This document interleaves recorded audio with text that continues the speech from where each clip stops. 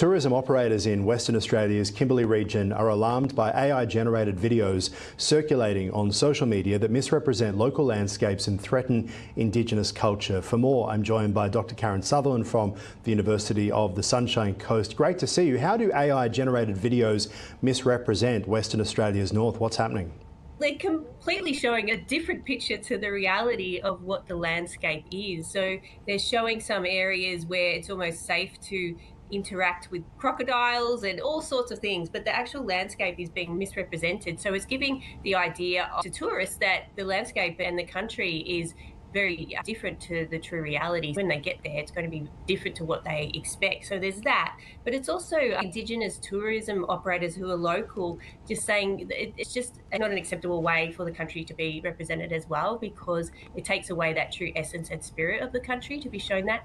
The content is super viral, though. It's been seen like over 600,000 times. It's a form of misinformation. We've looked at misinformation in many forms, but this is clearly another one that AI is generating. Yeah, obviously tourism operators would be then having to deal with a lot of complaints of essentially, I came expecting one thing and didn't quite get it here as well. Do we know who's doing it, who's behind it?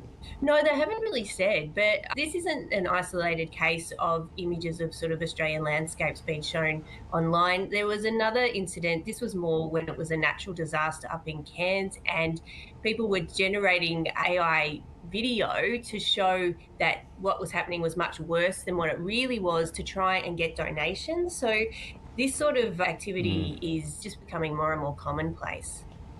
And so obviously the big question then is about the AI videos lacking authenticity. Do they take it to extreme? Is it obvious that these things are fake, or is it one of those things that it just makes it look a little bit better? I don't know even if it is better than the real thing. I don't know if it ever could be, but I just think it's different. And they're probably showing that tourists can do certain things with the landscape that they can't, and those sorts of things. I think it will be the complaints, but it also might even come down to actual public safety, particularly in relation to interacting with wildlife and those sorts of things, to show tourists can do certain things, but really they cannot do them once they get here. Yeah, it's interesting because we have all sorts of consumer protections under the law, particularly to if something is advertised to be something, it has to be that. But if this is being done by someone else and we don't know who's actually behind these sorts of generated AI videos, but they are circulating, people will see them assuming that is it, or assuming it's behind, meaning that there's not really anyone at fault with a tourism operator. It's just going to be something that the person has to try and find who made the video, which is pretty much impossible, meaning the law becomes pretty challenging. I agree. The only thing I guess you could really do is just educate people to maybe look for a certain type of mark in the video that shows that it has been improved and it's credible. So I'm wondering if tourism operators can actually start to think of a way that they can certify their videos that an AI-generated image can't do, so that people know the difference between reality and what is AI-generated. Yeah, it's interesting what you say as well about the Indigenous perspectives and how they're playing into the critique of these AI videos as well, because we know right through that region it is incredibly sensitive. We've seen big companies like Rio Tinto get into big trouble as well too. So trying to make sure that you do what you say and being understanding.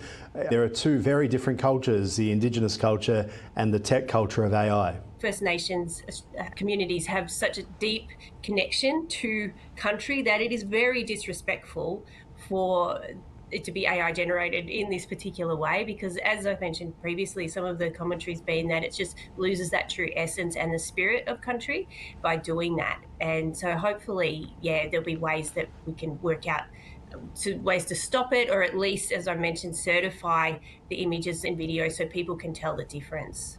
All right. Now, artificial intelligence is making employees more productive, but new research suggests it may also be making teamwork harder. This is an interesting one. Is that because the collaboration now is essentially between the person using AI and AI as opposed to teams? Look, I just think the focus has been all wrong on AI integration, and this is quite a significant study. So it was 12,035 knowledge workers. It was 172 Fortune 1,000 executives, and it was across 6 countries. So quite a big, varied sample, and they're saying the same thing. So 89% of execs say they're not really seeing, while it's sped up at work, they're not seeing the ROI. And I think it is because they really just, what I'm experiencing in organizations and what's coming through in my research is that a race to tick the box, say we're doing AI. People have generally thrown, or organizations have thrown Microsoft Copilot at their employees and said, you work it out, and they're just left scrambling. And so there's been no really strategic integration in terms of working out where in the workflow it works, but also how teams can work together. So generally, when you are working on a project in an organization, there are other people on the team that you're collaborating with. And a lot of the enterprise AI tools, those subscriptions do have those sorts of collaborative features, but unless people know about them and have the time within a team to experiment and see how they work rather than just being told to hit the ground running, I think, of course, there's going to be no ROI on it. It's interesting. It feels like this is probably something that the organisations need to work out how to do. I know some organisations have AI workshops where they get everybody together and they have a day where they essentially say, build something as a competition and try and work out something that we may need as a company and do it together. Therefore, they're sharing their AI tips, they're working in a room together as well. Do you think something like that could help to prevent what is being described as a fragmentation tax?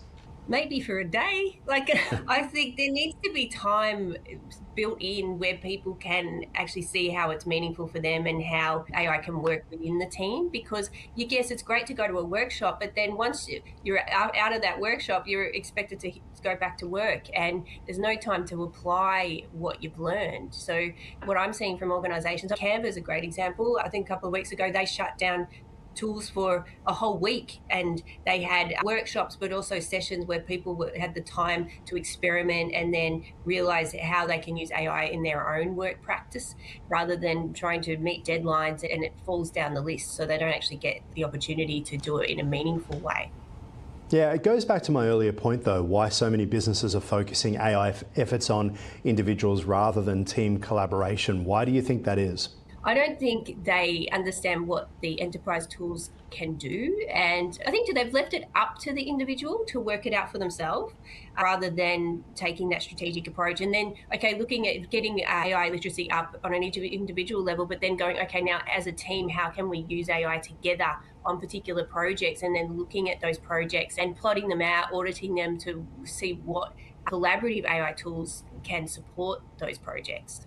And I guess organisations creating a culture that encourages successful AI adoption. That's what the big hope is here, that everyone is going to find a way to work together and to use it. But then there's the HR side of this as well, and how you handle some who are working much faster than others. We are seeing some of the big companies actually threaten their staff, saying we are watching how much AI you use, and if you don't use it, then that's going to go towards your future at this company.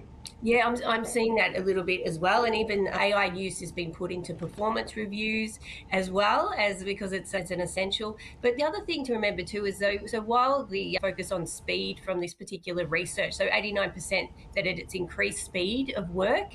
Speed doesn't always mean quality. So just because you can do something faster doesn't mean you can do it better. So you've got to look at other things around that and not just measure the speed, because we've seen the AI slop that it can come out at speed, and that's not a great thing. And the misinformation and inaccuracies that can come out without slowing down. So speed isn't a really great measure, I think, for AI use.